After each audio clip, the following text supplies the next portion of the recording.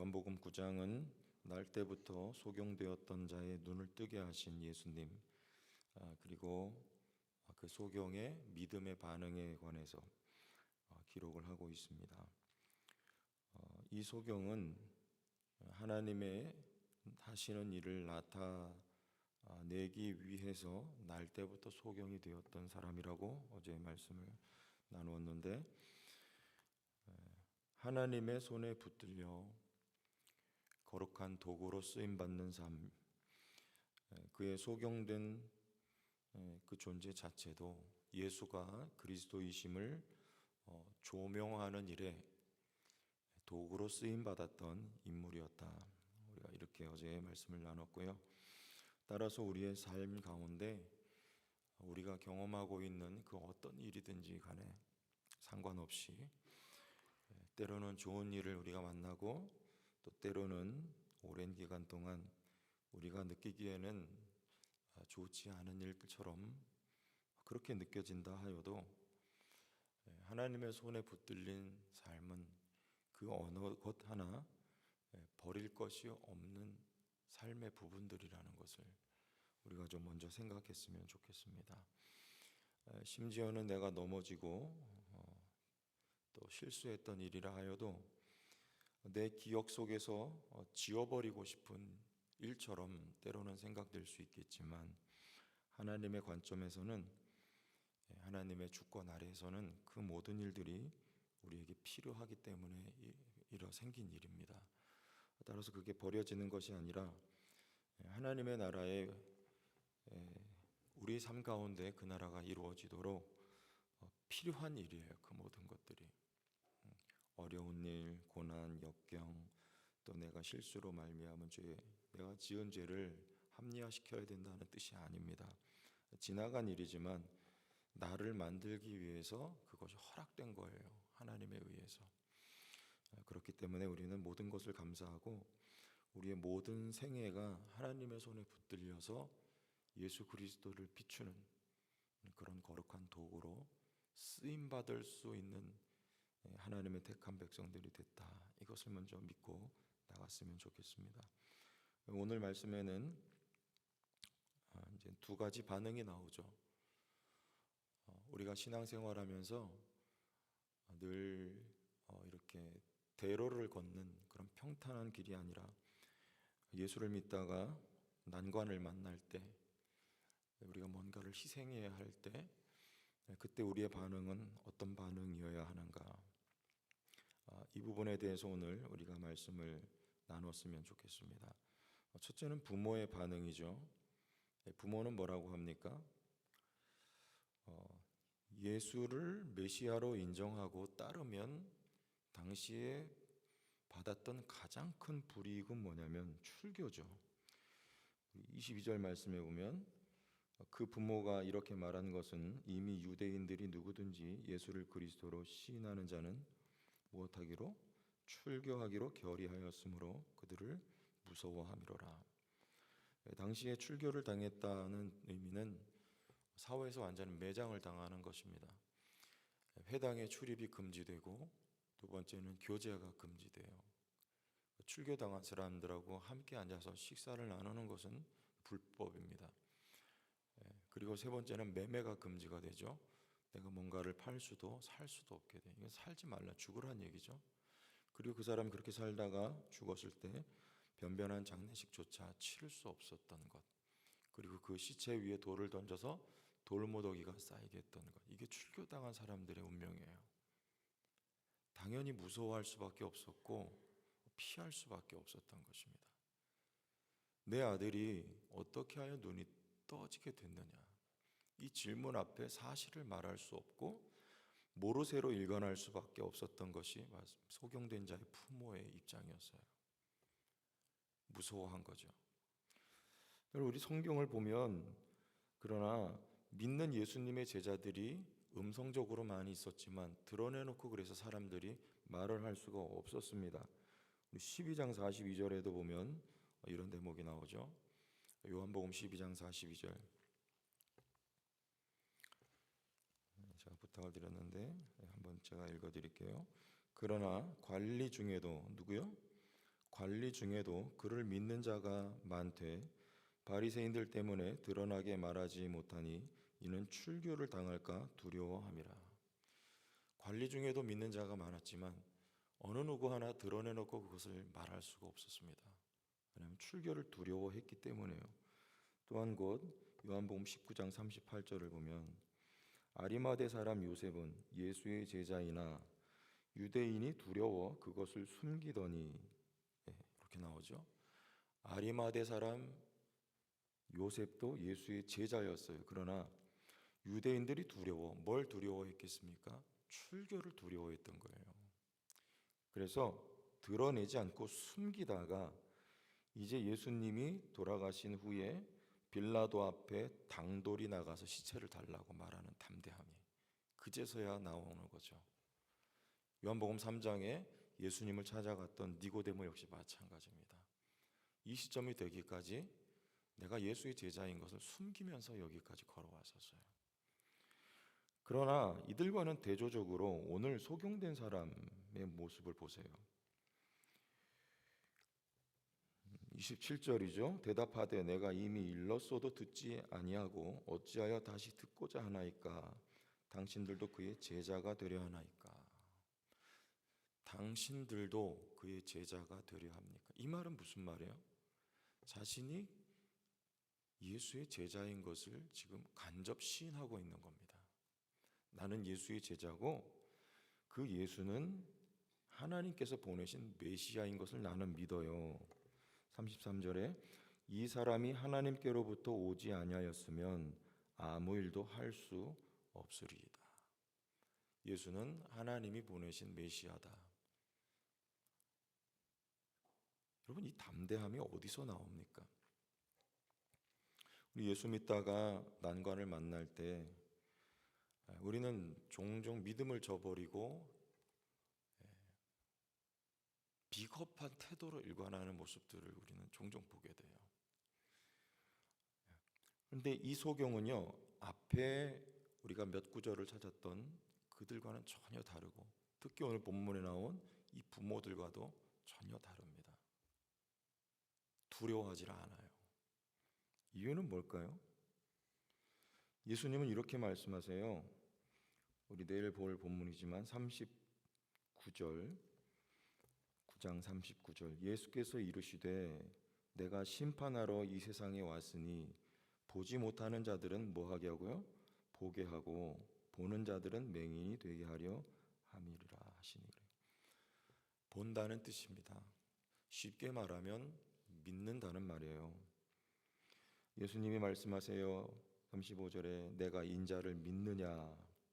그때 이 소경이었던 자의 대답은 38절에 이르되 주여 내가 믿나이다. 이게 믿음입니다. 이게 믿음의 힘이고 믿음의 효력이에요. 믿음이 이 사람을 이렇게 만들었어요. 믿음은 바꿔서 말하면 보는 거죠. 보는 거. 다시 바꿔서 말하면 요한복음 10장에 넘어가면 주님이 양 이야기를 하시면서 내 양은 나를 알고 그래요. 믿음은 보는 것이고요. 누구를요? 사도 바울이 예수를 믿자 그 눈에서 비늘같이 같은 것이 소경되었다가 비늘 같은 것이 벗겨지고 새로운 세계를 보게 돼요. 그게 보는 거예요. 예수를 본 자예요. 그 다음부터 그의 삶이 완전히 180도 바뀝니다. 믿음은 이런 거예요. 본 자는 또한 그를 아는 사람이에요. 그러면 조용기 목사님이 곡을 하나 쓰셨죠? 주를 아는가? 주를 아는가? 주를 아는가? 그 이름 예수 사랑의 주님 그는 그리스도 살아계신 하나님 독생자 되신 사랑의 구세주. 여러분 주님을 아십니까? 내가 믿는다는 말은 주님을 봤다는 말이에요. 그리스도를 안다는 말입니다. 현란한 지식을 말하는 것이 아닙니다. 주님을 아세요. 주님이 나에게 행하신 일을 내가 압니까? 소경되었던 사람은 그걸 알았던 사람이에요. 날 때부터 보지 못했던 나를 고쳐주신, 이사야서 말씀해 보면 35장 5절에 메시아가 오시면 소경이 보게 된다. 나에게 그런 일을 행하셨던 주님은 바로 하나님이 보내신 메시아예요. 그분은 나의 주님이십니다. 도마의 고백처럼 나의 주이며 나의 하나님입니다. 이런 고백이 터져 나오는 거죠. 여러분, 주님 만나셨습니까? 주님 보셨고 주님을 아십니까? 그러면 믿음이 나오는 거예요. 그럼 믿음의 반응이 나오는 거예요. 난관이 있어도 뒤로 물러설 수가 없습니다. 왜냐하면 주님을 알기 때문이에요. 그래서 신앙은요, 우리가 지식을 간과해서는 안 되지만 지식 차원이 아닙니다. 신앙은요, 생활이에요. 그래서 우리가 신앙 생활이라고 하는 것입니다. 신앙 생활은 예배 잘 출석하는 거 매우 중요합니다. 헌금을 드리는 거 물론 중요합니다. 기도 생활하는 거 다 중요합니다. 그렇지만 그것보다 신앙 생활은 오늘 이 시대에 예수 믿는다고 우리가 받는 불이익이 당장 우리의 피부에 와서 닿는 것은 없어요. 특히 자유 대한민국 사회 속에서는 예수 믿는다고 누가 잡아가지도 않고 예수 믿는다고 당시처럼 사회생활하는데 큰 제약이 있지도 않습니다. 오늘 우리의 믿음이 증명되는 현장은 어딜까요? 내가 예수를 보았고 예수를 압니다. 예수를 믿습니다. 그건 생활 속에서예요. 신앙생활. 내가 나에게 불이익이라고 느껴질 때, 누가 나에게 애매한 소리 할 때, 누가 나에게 말이라고 하는 돌을 던져서 나를 아프게 만들 때, 이게 어려운 겁니다. 그때 우리의 반응은 어떤 것입니까? 맞서느냐, 맞서지 않느냐. 나도 돌을 던지느냐, 돌을 던지지 않고 맞고 당하고 있느냐. 여러분, 신앙의 수준은요, 이런 데서 결정되는 겁니다. 생활이에요. 내가 성경을 얼마나 많이 공부하고 얼마나 많이 알고 있고 지식을 얼마나 많이 갖고 있고 내 말이 얼마나 다른 사람들 듣기에 멋진 말을 내뱉고 있느냐가 아니고요. 내가 얼마나 맞아 죽느냐, 내가 억울한데도 맞서느냐 맞서지 않느냐, 이거예요. 다윗이 어떻게 합니까? 충분히 사울과 맞설 수 있는 힘이 있었어요. 그리고 충분히 사울을 죽일 수 있는 기회가 있었습니다. 그럼에도 불구하고 맞서지 않고 피해 다녀요. 도망 다녀요. 그리고 때를 기다려요. 내가 손을 들어 칼을 휘두르지 아니하고 하나님이 일하실 때를 기다립니다. 이게 신앙생활이에요. 여러분 가운데 제 안에 이런 신앙생활이 회복되고 나타나고 반응되어지기를 원합니다. 이게 신앙의 고수예요.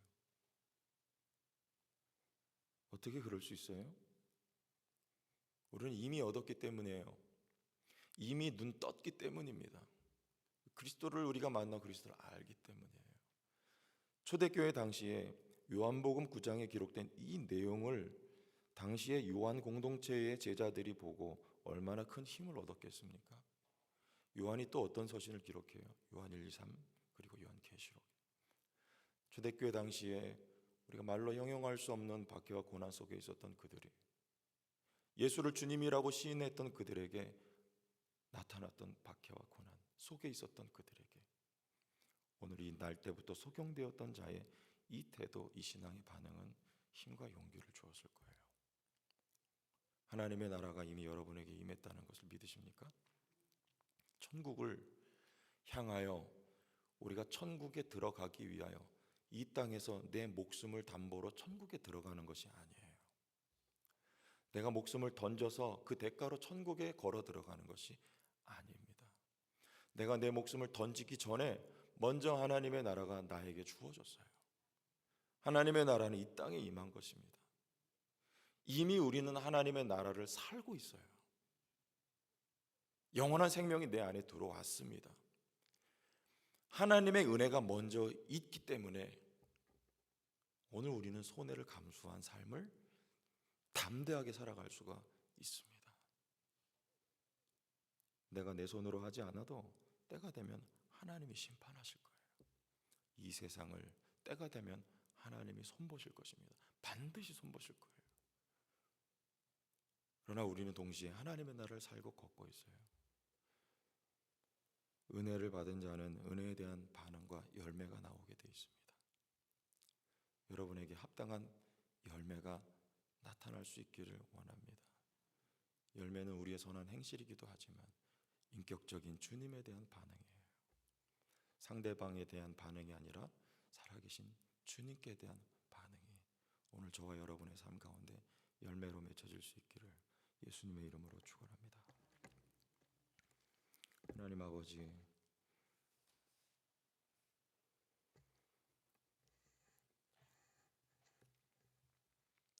우리가 예수를 믿는다는 것, 입술의 고백도 중요하지만 마음의 차원으로 그리고 우리의 생활 속에 성령의 인격적인 열매로 오늘 열매 맺혀질 수 있도록 도와주시옵소서.